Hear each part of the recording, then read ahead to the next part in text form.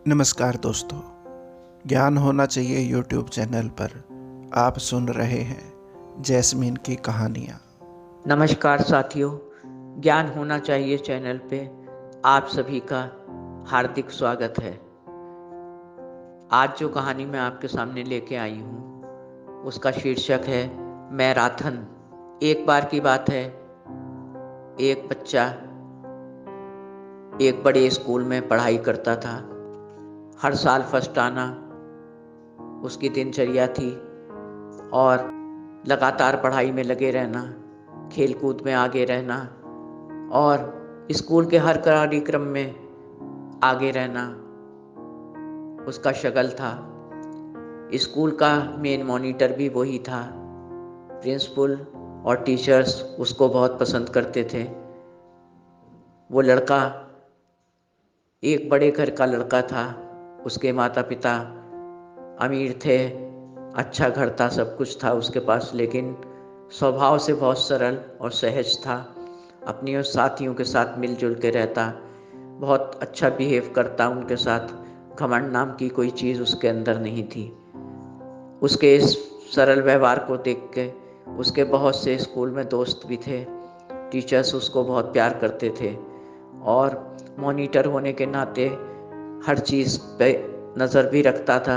बच्चों से बहुत अच्छी तरह पेश आता, तो बच्चे भी उसका कहना मानते थे और स्कूल में अच्छे मैनर्स देखकर टीचर्स भी खुश होते थे कि वो बच्चा स्कूल के बच्चों को बहुत अच्छी तरीके से डील करता है, तो उनको उस पे नाज था। वो बच्चा सबका प्यार पाके बहुत खुश था। घर में भी सबका दुलारा था। घर में भी सबकी आज्ञा का पालन करना उसका पहला कर्तव्य था और घर आके किसी फालतू बात में नहीं रहता था। स्कूल से आके खाना खा के थोड़ी देर आराम करके फिर वो अपने गेम्स का रियाज करता था। जिस गेम के लिए उसको चुना गया था, जो उसका शौक था, उसको दौड़ लगाने के बहुत शौक था।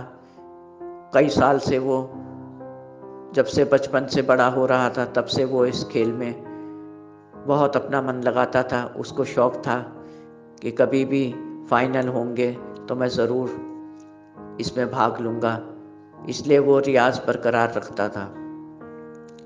और उसके बाद फिर वो पढ़ाई करता। पढ़ाई करने के बाद फिर अपना होमवर्क करता।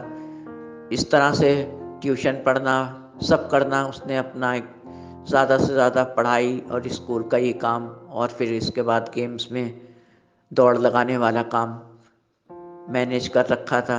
कोई प्रॉब्लम नहीं थी, ना किसी को बच्चे को शिकायत थी, ना वो इधर उधर फालतू बैठता था, ना अपने वक्त को बर्बाद करता था। अच्छे दिन ऐसे ही करके बीत रहे थे। एक बार की बात है, प्रिंसिपल ने सर्कुलर घुमाया स्कूल में कि फाइनल गेम्स हैं अगले महीने और स्कूलों के बच्चे भी यहाँ भाग लेने आएंगे।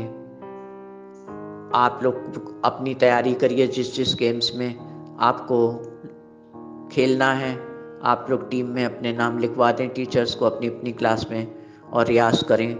अगले महीने ये गेम्स फाइनल हैं और डेट बता दी गई।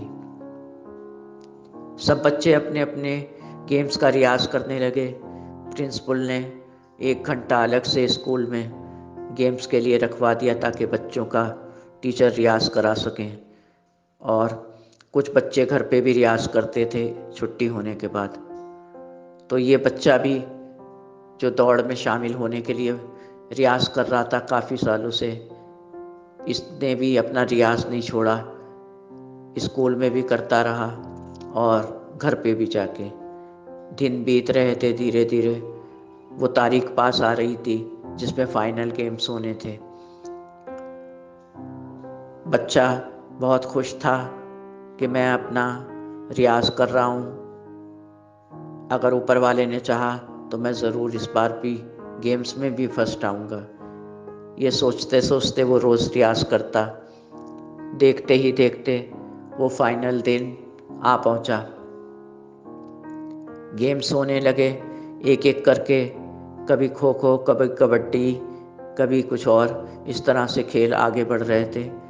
दोस्तों, ज्ञान होना चाहिए यूट्यूब चैनल पर आप सुन रहे हैं जैस्मिन की कहानी उन्हीं की जुबानी। और फिर दौड़ वाला गेम्स आ गया। ये सब लाइन में खड़े हुए और जैसे ही सीटी बजी, इन लोग ने दौड़ लगाई। उस लड़के को पूरा विश्वास था कि मैं ही जीतूंगा, लेकिन आधे रास्ते भी नहीं जा पाए थे कि उस लड़के के पैर लड़खड़ाने लगे और वो धीरे धीरे उसकी स्पीड कम होती गई।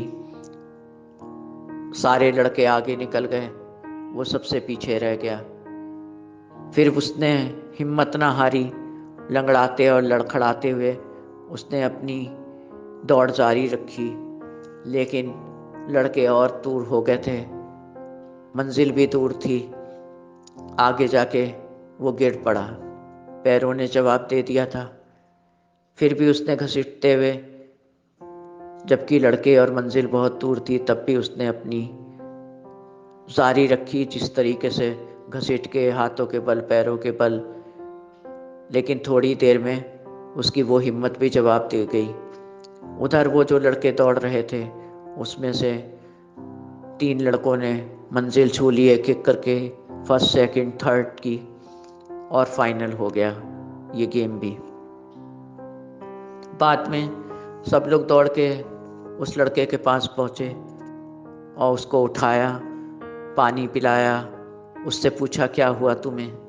उसने कहा मालूम नहीं है, एकाएक पैरों में कमज़ोरी आ गई और दिमाग में कुछ उलझन सी होने लगी, समझ में नहीं आ रहा क्या हुआ।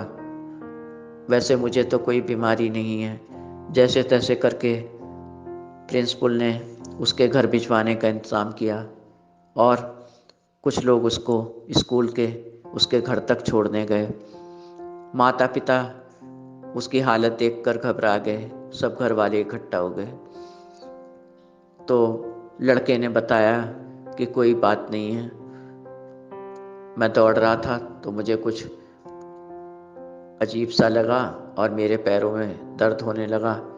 मैं घसीट घसीट के चल रहा था, मैंने बहुत कोशिश करी, फिर बाद में मैं गिर पड़ा और मेरे दिमाग में भी कुछ उलझन हो रही थी। तो अब ठीक हूँ मैं।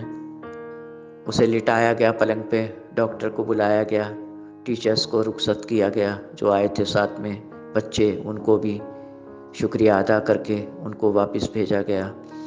डॉक्टर ने आके चेकअप किया सर से पैर तक का, तो पाया कि कोई बात नहीं है, सिर्फ थोड़ी सी कमज़ोरी है उसको। उसके माँ बाप को तसल्ली दी, दवाएं लिख के दी, ये दवाएं दे दीजिए, खाने पीने का पूरा बताया मीनू कि उसको खाने में ये दीजिए चीज़ें, इससे एनर्जी आएगी। माँ बाप आश्वस्त हो गए और डॉक्टर के फीस दे के उसको रुखसत किया, बाहर तक छोड़ने गए। दवाएं आई, उसने दवाई खाई, खाना पीना खाया, 2-4 दिन में वो लड़का बिल्कुल ठीक हो गया। इसके बाद उसने बहुत बारीकी से ही इस बात पे ध्यान दिया कि मैं कई साल से इसका रियाज कर रहा था और प्रैक्टिस बराबर बरकरार करता था। क्या हुआ मुझे? डॉक्टर भी कह रहे हैं कुछ नहीं है, सिर्फ कमज़ोरी थी। आखिर ऐसा क्या हुआ? मैं नाश्ता भी करके गया था उस दिन और प्रेयर भी करके गया था, दुआ भी करी थी, सब कुछ ठीक था। ऐसा क्या हो गया था? तो उसने बहुत बारीकी से खुद के लिए सोचा कि कुछ ना कुछ तो बात है, वरना ये ऐसे हालात कैसे बन जाते। मुझे फर्स्ट आना था, इसीलिए मैं सालों से रियाज कर रहा था। ये मेरा फेवरेट गेम है और मैं बचपन से इसी पे फोकस कर रहा था।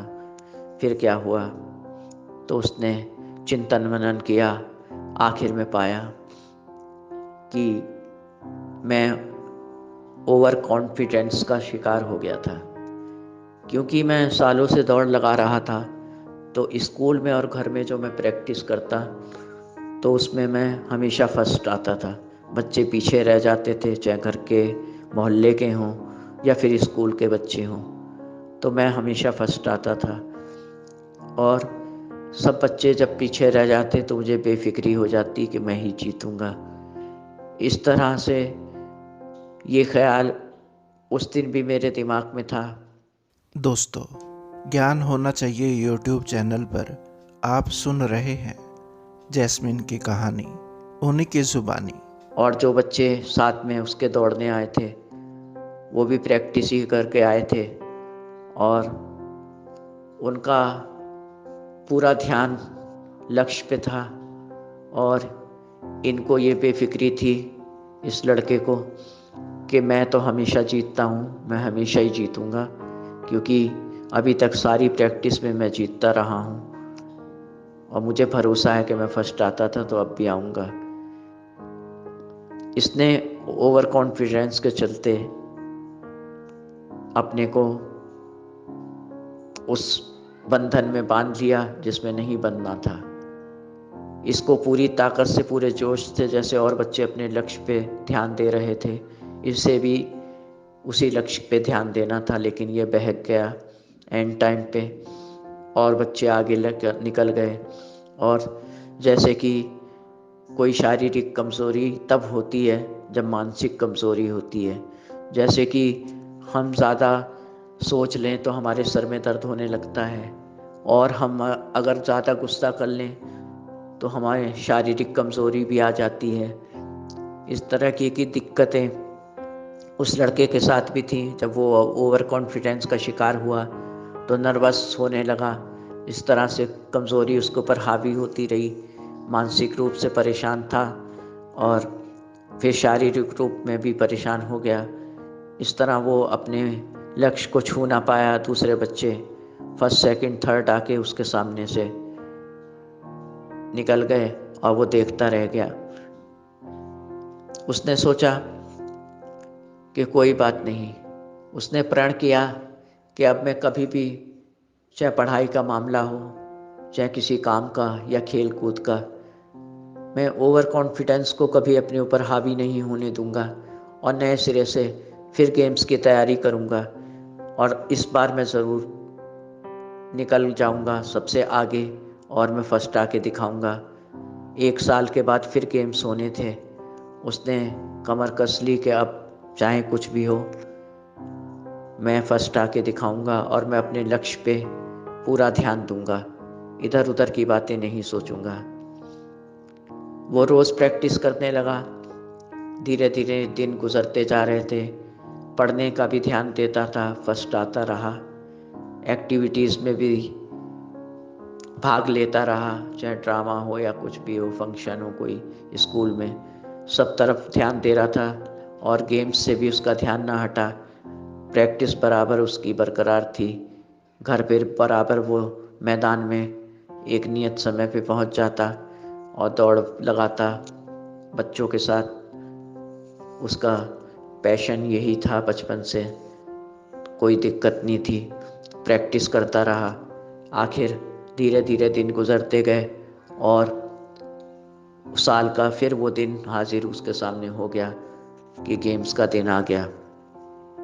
आज भी फाइनल होना था और पूरे आत्मविश्वास के साथ, पूरे तैयारी के साथ, हौसलों के साथ, आशाओं के साथ वो वहाँ मैदान में डटा था।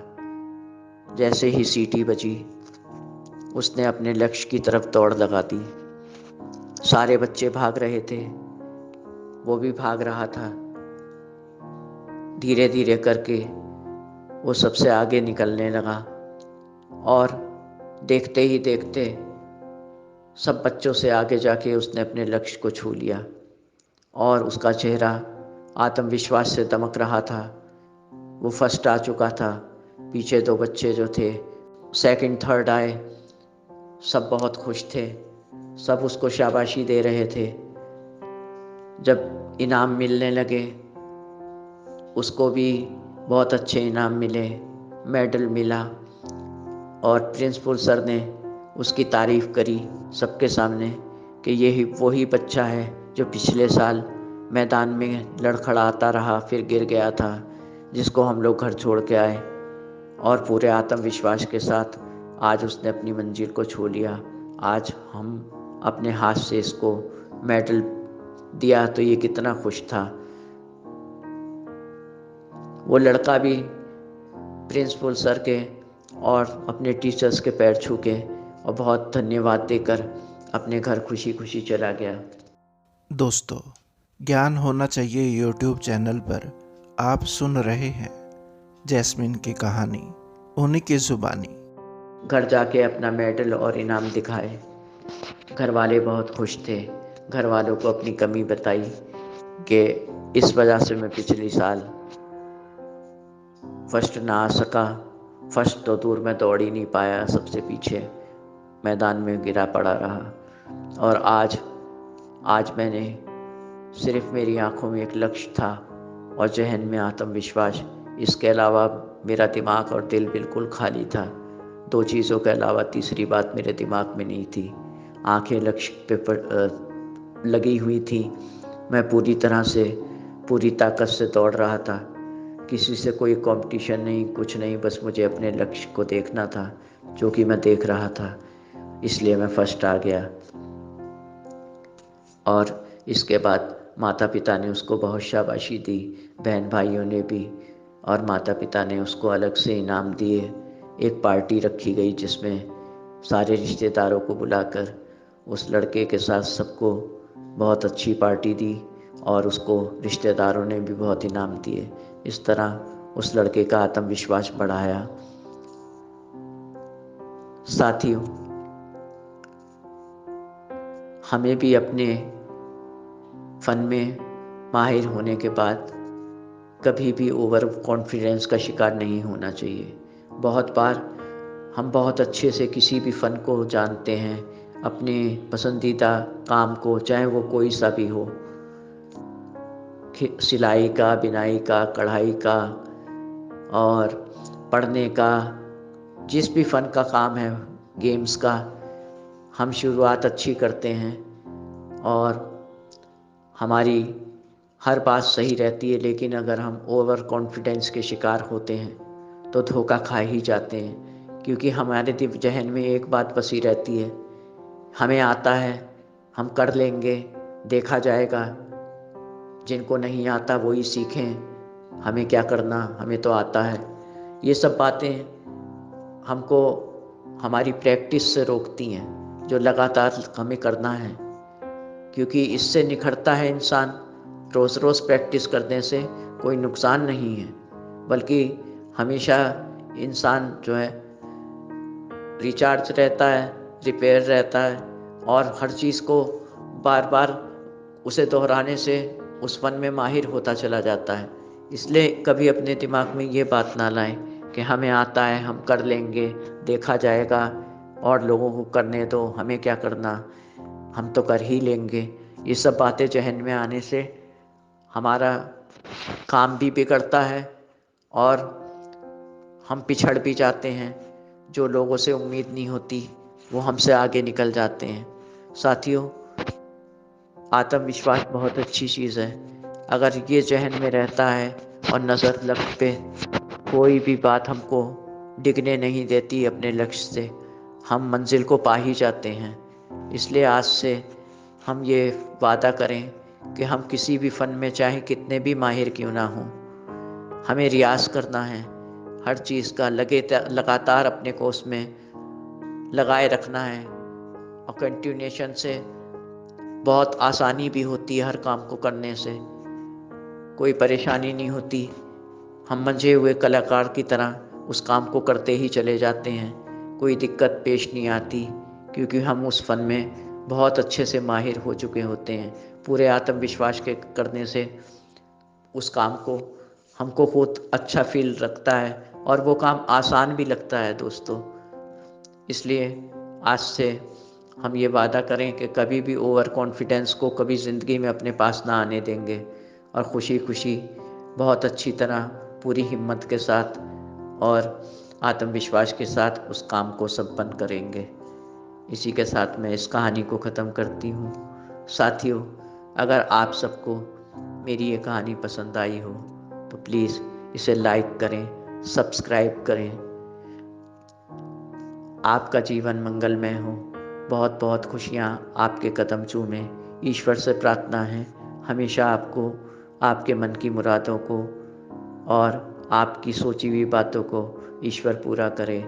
आपके घर में खुशियाँ रहें, आपका स्वास्थ्य अच्छा रहे और आपको एक अच्छा दिल ऊपर वाला अता फरमाए कि आप अच्छी तरह सबको बहुत मोहब्बत से, प्यार से अपनी तरह समझें, सबके दुख दर्द को अपनी तरह समझें और खुशियाँ सबके साथ बाँटें और सबकी खुशियों में शामिल रहें। इसी के साथ आपकी अपनी जैस्मीन। नमस्कार। दोस्तों, आशा करता हूँ कि ये कहानी आपको पसंद आई होगी।